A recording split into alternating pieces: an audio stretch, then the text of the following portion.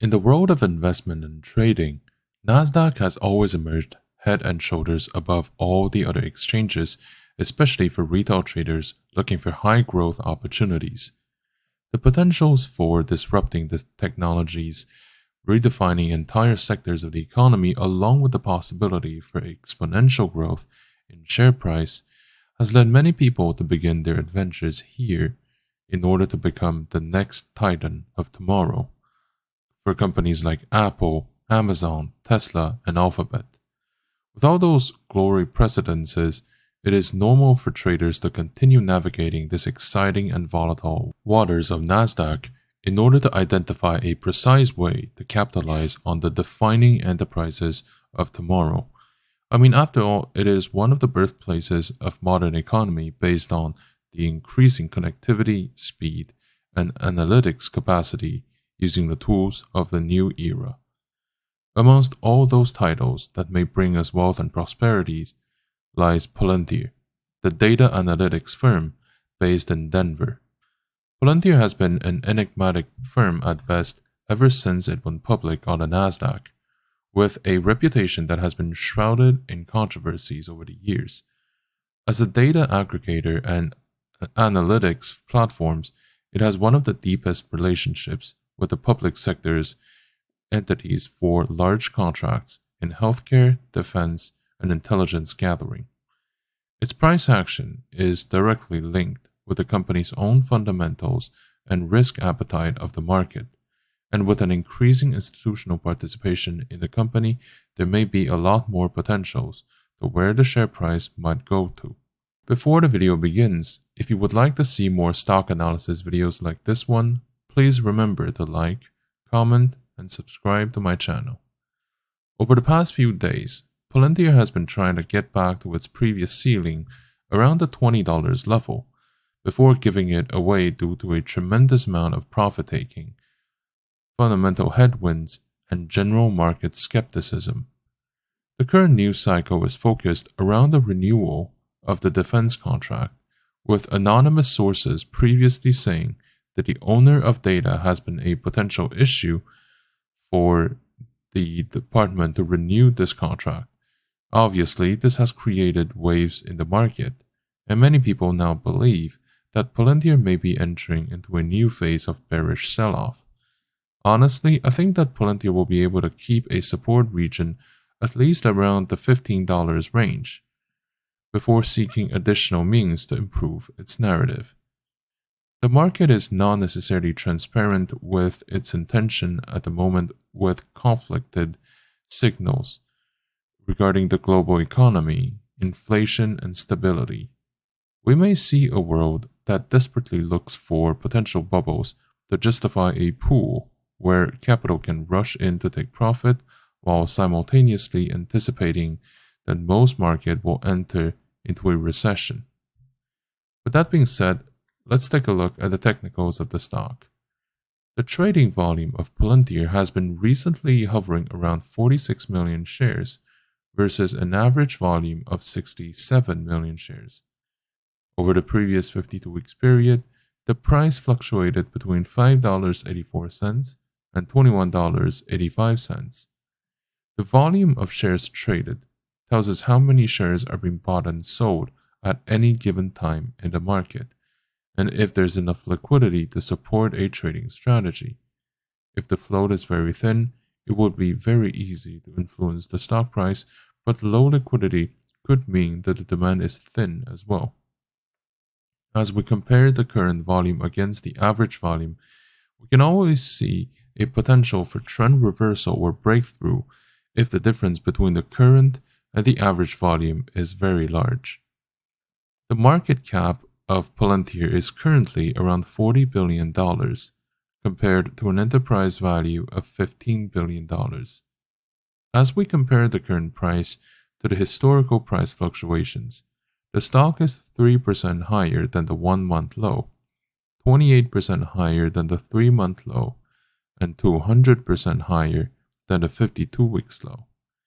On the options market, which often gives us a hint of the market sentiment on where the stock price is likely going to head next, the implied volatility is currently around 50%, compared to a historical volatility of 76%. The put-call volume ratio is currently around 40%. It is normal for most stocks to have a higher put option volume than what they deserve, as many institutional investors hedge their long positions with put options. The most recent volume of options traded is 219,000 contracts a day versus the 30-day average of 338,000. In terms of the open interest, the most recent volume of open interest is around 3.1 million contracts versus the 30-day average of 3 million contracts. In terms of the shareholder structure, institutional owners hold about 40% of the outstanding float. The biggest shareholders include Vanguard, Renaissance, and BlackRock.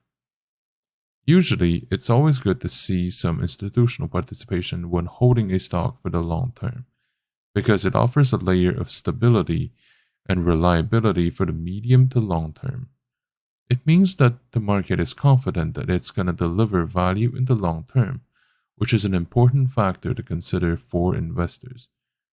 I consider that the minimum threshold should be around 30% for institutional ownership, although there are many exceptions to this rule, as there will always be great companies mostly owned by retail traders. The current short interest is about 6% of the total floats and 52% of the transactions coming out from the dark pools. Usually, if the short interest is around 15% of the total volume and a significant portion of the short volume comes out of the dark pools, this may suggest that there are institutional positions taken to short the stock and that there would be potentials for a short squeeze.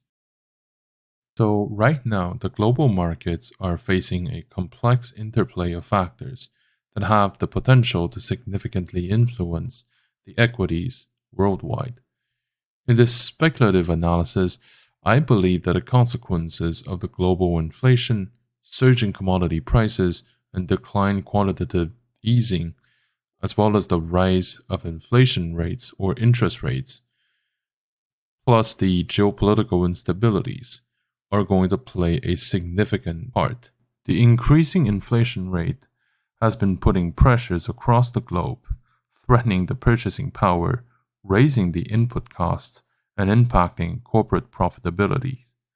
Companies operating internationally may face challenges in managing rising production costs and also to sustain profit margins. Those dynamics could trigger market volatility as investors adjust their risk-return expectations.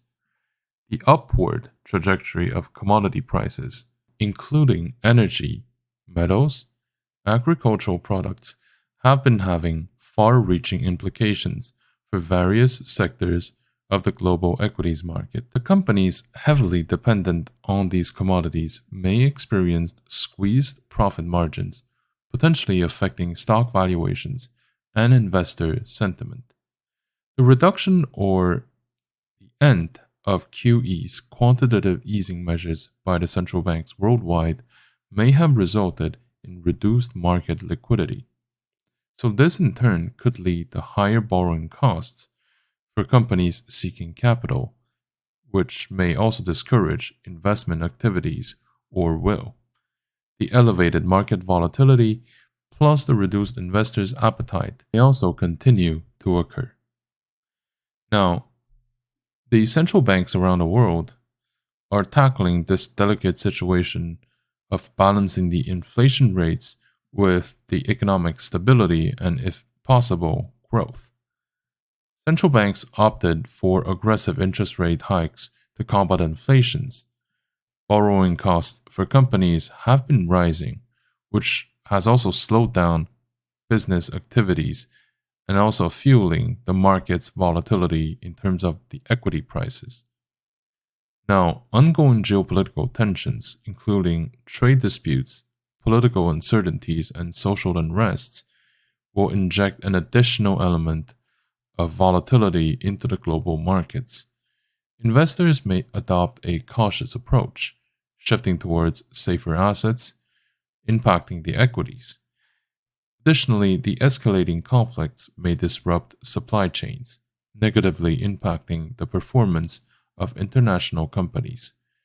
Given the interconnectedness of global markets, the aforementioned factors have reverberating effects on the US equities market. Companies with significant exposure to international market may face a lot of headwinds resulting from the economic slowdowns, disrupting the supply chains and the currency fluctuations.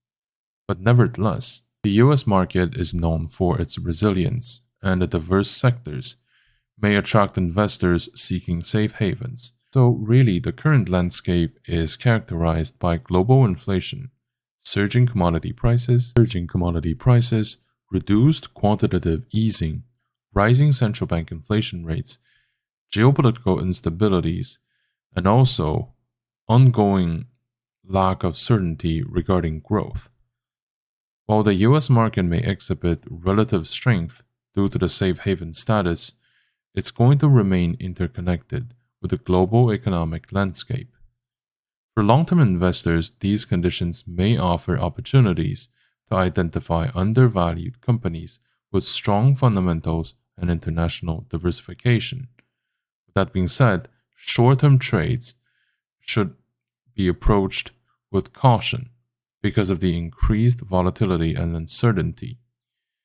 And also, we should be careful when assessing individual companies, sectors, or regions.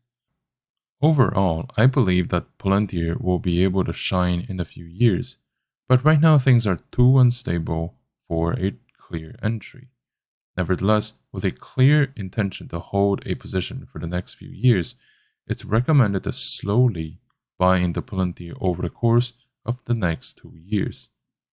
I would therefore recommend to commit between 3 to 5% of your capital overall in Palantir, and would also recommend to split the allocation in batches of 20% at a time over the next 3 to 6 months so that you may benefit from any potential retracements.